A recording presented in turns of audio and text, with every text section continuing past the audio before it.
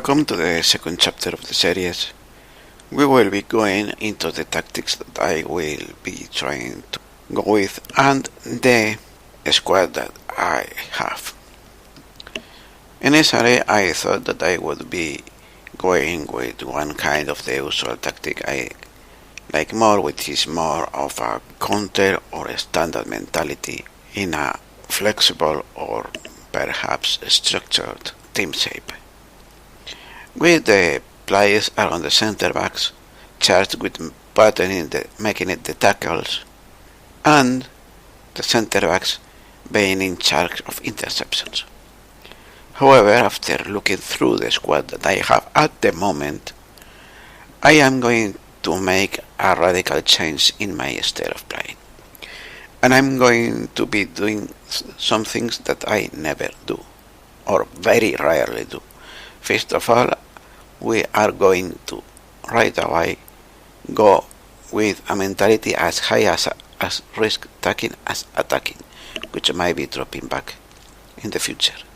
Next, I will play fluid and I will be playing aggressive. I will not be playing for the players around the center backs to protect them with tackles so the center backs make the interceptions. I will be more about making a very aggressive tactic with a high defensive line to press the space in the opposition area, and I will be having to take a good look at what the fullbacks do, because especially the left side is very adventurous with a wing back on attacking duty that, coupled with a mentality of attacking and a team shape of fluid, is likely to make that side to be vulnerable. That's why the left central midfielder is going to be playing on a defense duty, because I'm going to go with a Ramdeuter in the left to try have the tactic in attack switch to a sort of a 3-3-2-2. And let's see, I didn't make the opposition instructions because the attacking mentality already makes the defense be high. I think I will be using the offside trap, and I will be perhaps leaving things as they are for now. The team has one of the higher decision making in the league. We will be trying to have a quick look at the comparisons. In our positions, you see that in defenders we have the fourth best team. We have not very good passing in the defense, but that's not much of a problem.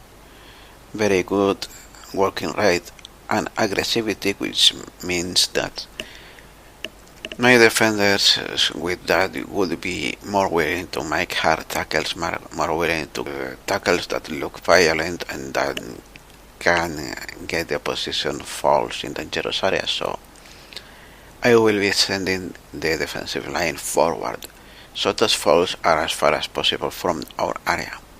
In midfielders, we have the best first touch and above average passing, but just 8th. Decent good decision making, which is 3rd best, so that the gap to the top is big.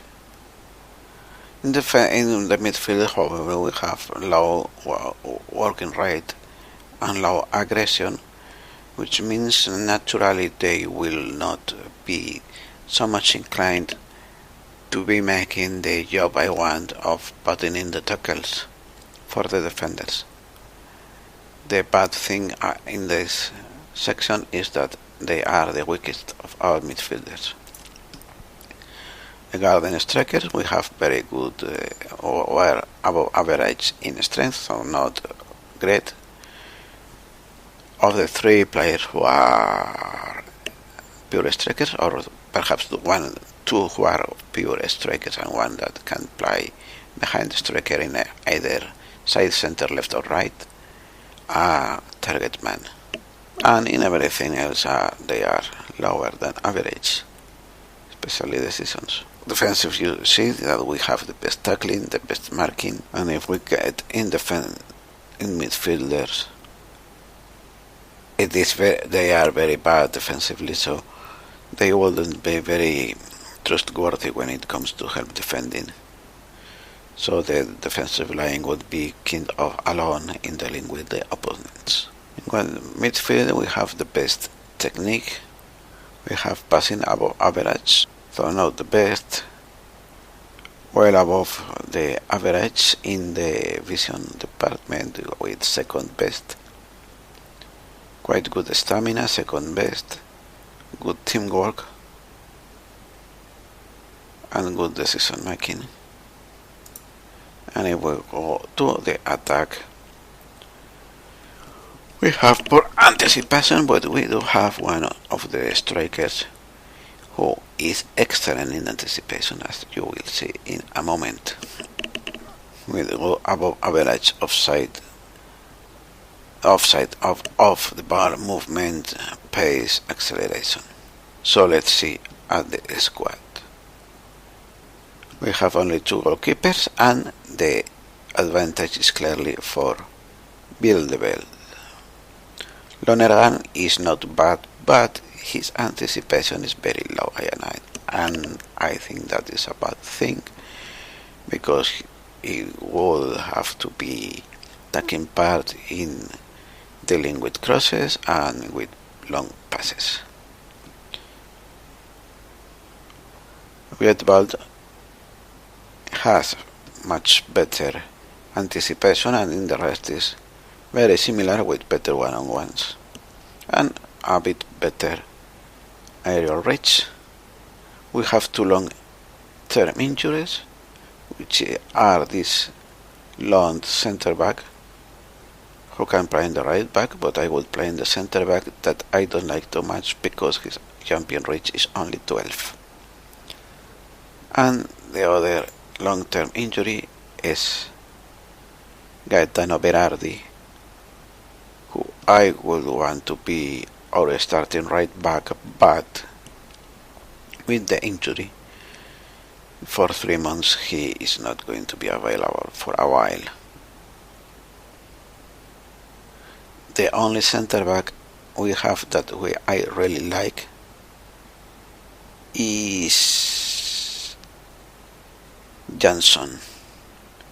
You see, he is very strong, his jumping reach is very high, very brave, high tackling, which is good given his high aggression. I would like his aggression to be a bit lower, but all in all I think he is going to be a very good defender. The only worry is that his agility is only 9, which will make it easier for the opposition to turn him to get to his back in an attack and cause him to lose a bit of ground in the start of a race, which is going to be one of the dangers of playing high defensive line, because as I will see it, a high defensive line will not only require you to have good acceleration and good pace in your center backs, but also good agility to turn fast and not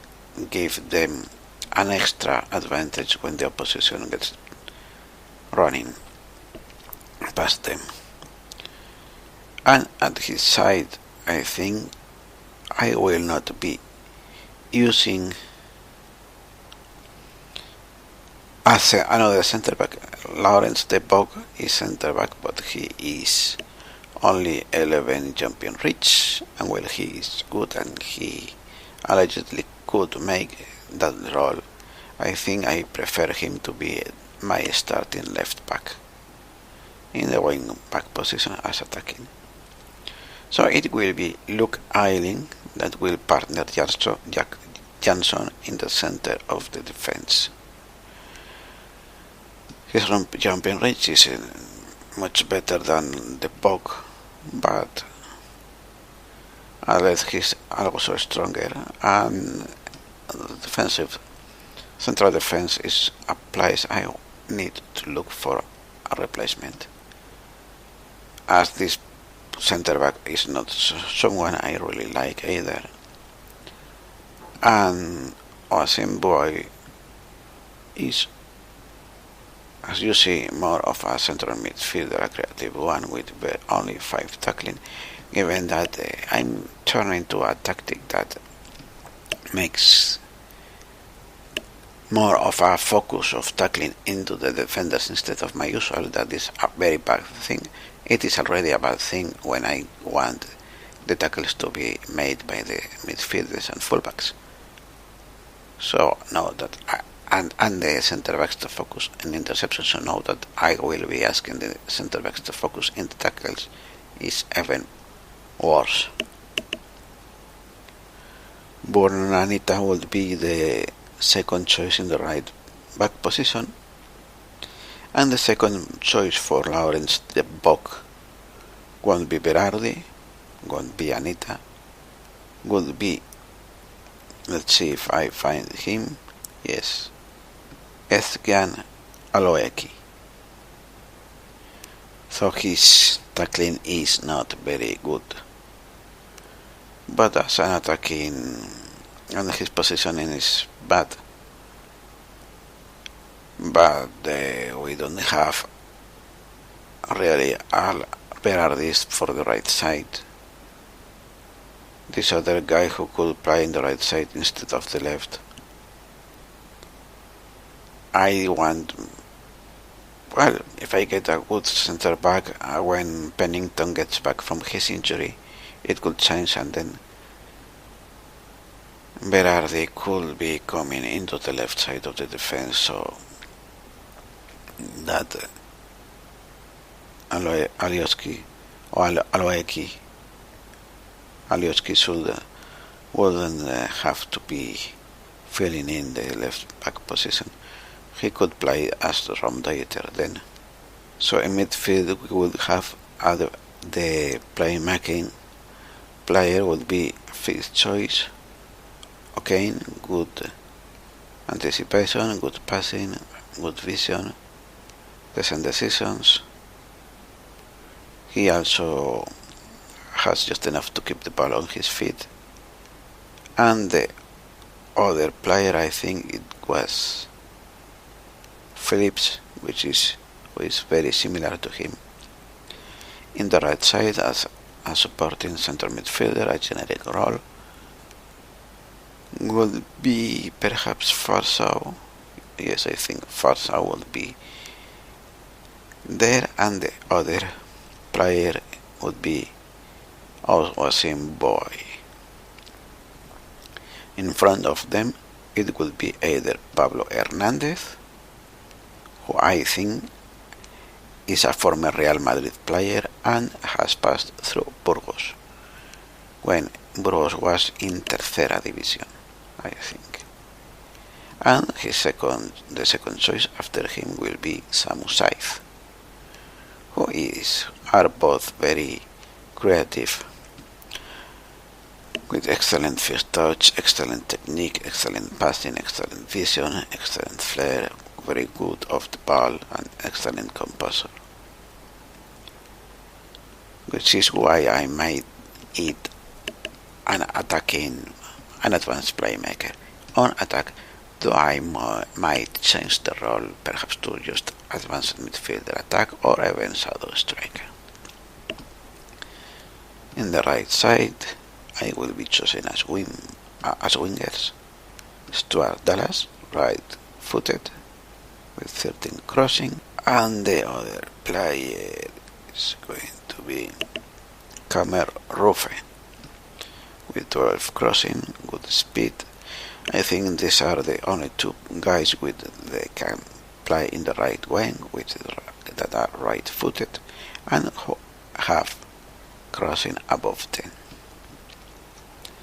In the left,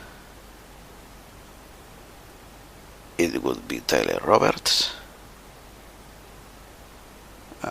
as Ramdeuter, so his off the ball is not so good as to be Ramdeuter, and Pavel Olotsky,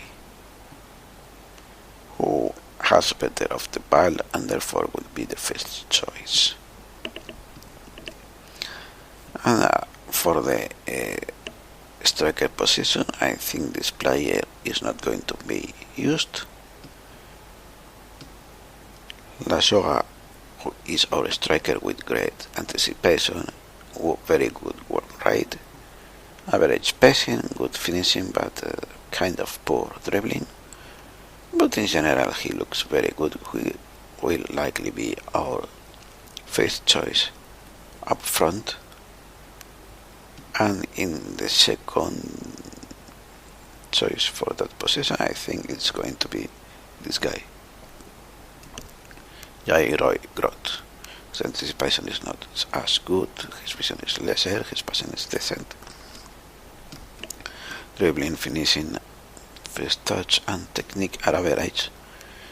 Maybe with him I will change the advanced playmaker as either player by Samu Saiz or Pablo Hernandez, who have better finishing, especially Samu Saiz, better finishing statistics, attributes I mean. They will be changed to a shadow striker, which means a Cuban, Hadi Sacco. He's very fast, but that's about all he has to offer. Very good dribbling, excellent acceleration, agility, pace and flair, but little more. And Adam Farsawa, I say, yes, he's been used. And that's those two players. And perhaps Pennington when I find another centre back are surplus to the squad. Without them, we can have a two-man per position team.